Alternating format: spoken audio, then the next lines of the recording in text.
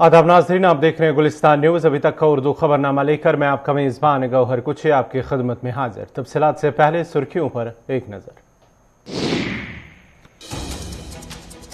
इमरान खान ने साबिक chief justice को पाकिस्तान के निगरान वज़ीर आज़म के लिए दी तजवीज़। शहबाज शरीफ ने केयर टेकर पीएम बनने से किया किनारा। सुप्रीम कोर्ट में समाअत कल तक के लिए मुलतवी।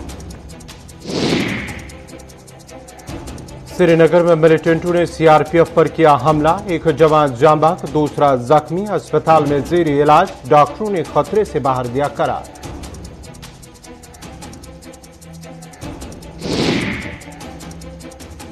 पुलवामा के लोचर इलाके में नामालूम बंदूक बरदारों का गैर रियासती अफराद पर हमला। हमले में बिहार के 2 मजदूर जख्मी। गुज़श्ता 24 घंटों में 4 गैर रियासती अफराद हुए जख्मी।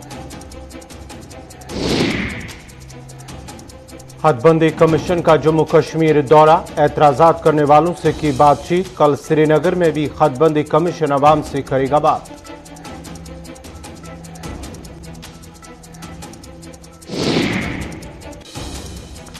और दामन तथा डोडा के लोग बुनियादी सहूलियात से महरूम। डिप्टी कमिश्नर डोडा के दफ्तर के बाहर लोगों ने किया एहतजाज। बुनियादी सहूलियात के फुकदान को दूर करने के लिए एलजी से मुदाखलत की अपील।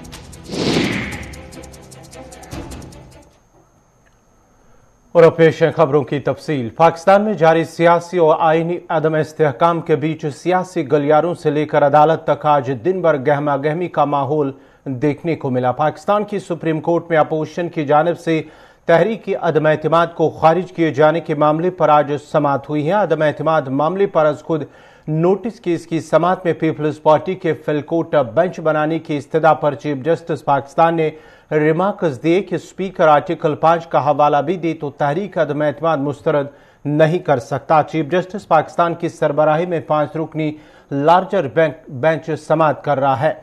सुप्रीम कोर्ट में समाअत पूरी न हो सकी, जिसकी वजह से अब कल तक के लिए समाअत मुलतवी की जा चुकी है। उधर दूसरी जानिब पाकिस्तान तहरीक इंसाफ ने साबिक चीफ जस्टिस गुलजार अहमद का नाम निगरान वज़ीर आज़म के लिए तजवीज़ कर दिया है। ख्याल रहे कि पाकिस्तान के सदर आरिफ अलवी ने निगरान वज़ीर आज़म की तकर्री के लिए इमरान खान और शहबाज शरीफ को खत लिखा था। आज इमरान खान ने जहां अपनी कौम से बराह रास्त फोन पर बात की और सवालात के जवाब दिए, वहीं 9:30 बजे सड़कों पर पीटीआई कारकुनान के साथ एहतजाज भी करेंगे। जबकि असेंबली तहलील हो चुकी हैं तो फिर अपोजिशन के सुप्रीम कोर्ट जाने का क्या मतलब है। याद रहे कि शाम होते होते पाकिस्तान के कौमी सलामती के मशीर मईद यूसुफ ने इमरान खान के शुक्रिया के साथ अपना इस्तीफा भी सौंप दिया है।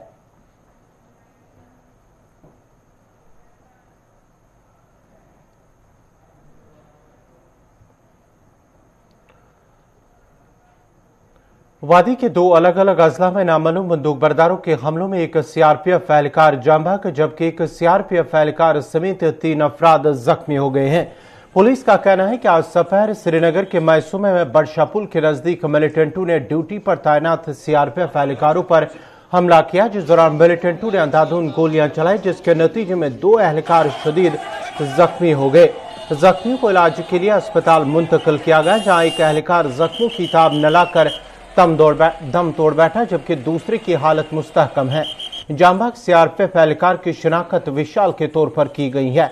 हमले के बाद पुलिस और सीआरपीएफ ने इलाके का मुहासरा किया और काफी देर तक तलाशी कार्रवाई जारी रही, जबकि सिक्योरिटी को मजीद सख्त कर दिया गया है।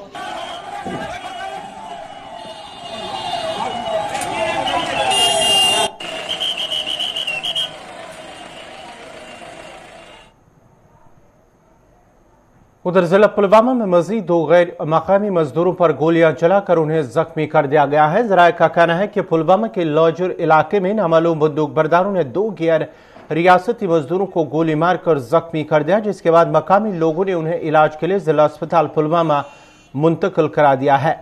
जख्मियों की शिनाख्त बिहार के रहने वाले पतूश्वर कुमार और जो कि चौधरी के तौर पर हुई है। याद रहे कि गुज़श्ता शाम पुलवामा के नौपुरा लित्र इलाके में भी गैर मकामी ड्राइवर और कंडक्टर को गोली मारकर जख्मी कर दिया गया था।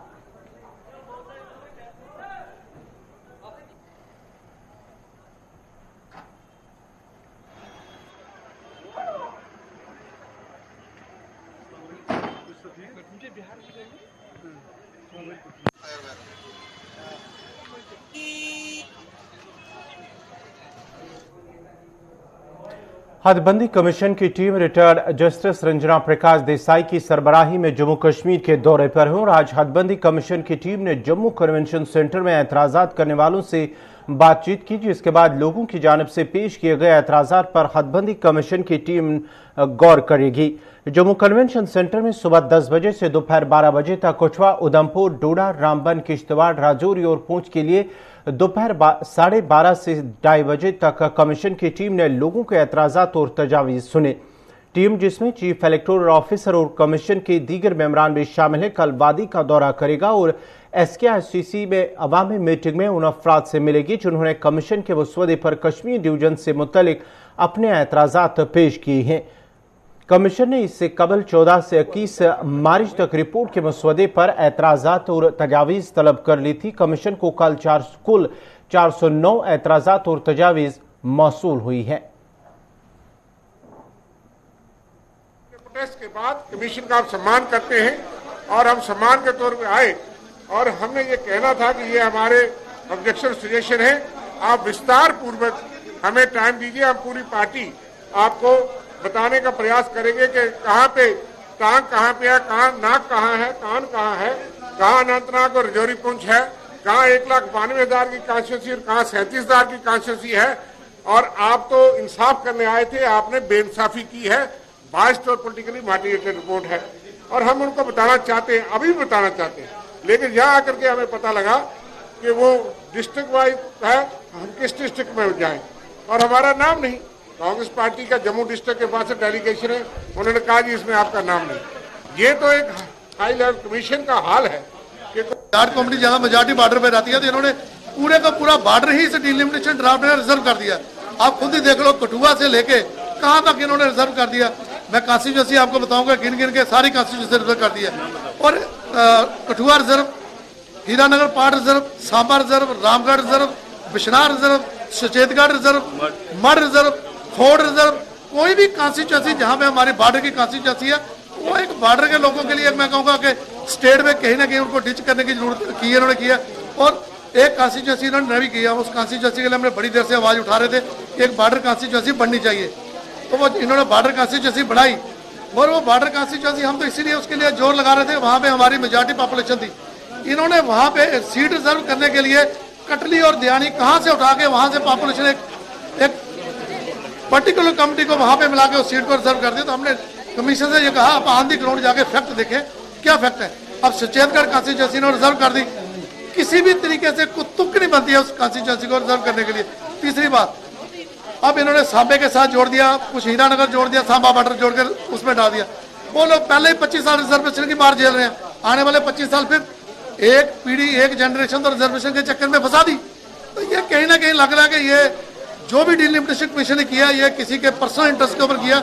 अगर इसमें हमने डिलिमिटेशन कमीशन को कहा हमारी 4 सीटें, 4 में से 2 सीटें रिजर्व कर दें, अगर ये नहीं करते तो आने वाले दिनों में हमारी कमेटी जो है वो पर्टिकुलर पार्टी के खिलाफ उसमें वो सीट्स का इंक्रीज नहीं कर सकते। लेकिन हमने उनको कहा कि कश्मीरी पंडित का मसला जो हमने पहले भी उनके आयोग के सामने उठाया है, हमने उस टाइम कहा था कि 5 सीटें जो असेंबली सेगमेंट में हैं वो कश्मीरी पंडितों के लिए रिजर्व की जाए और 1 सीट लोकसभा और राज्यसभा के लिए 1-1 सीट रिजर्व की जाए। हमने उनसे आयोग से ये रिक्वेस्ट की कि कश्मीरी पंडित जो कि कश्मीर से डिस्प्लेस्ड हैं वो किसी भी सूरत में जो है अपने नुमाइंदे को चिन्हित जिता नहीं सकते, क्योंकि कश्मीरी पंडित समाज जो है वो सारे विश्व में फैल गया है, डिस्पर्स हो गया है। और इसलिए हम यही चाहते हैं कि उनको रिजर्वेशन या नॉमिनेशन के जरिए असेंबली में उनके नुमाइंदों को पहुंचाया जाए, जिस वजह से जिस तरीके से वो वहाँ पे आयोग में असेंबलियों में अपनी बात रख सकें और जिससे जो उनके देरीना मसले हैं, जैसे उनका डिस्प्लेसमेंट है, रिहेबिलिटेशन है,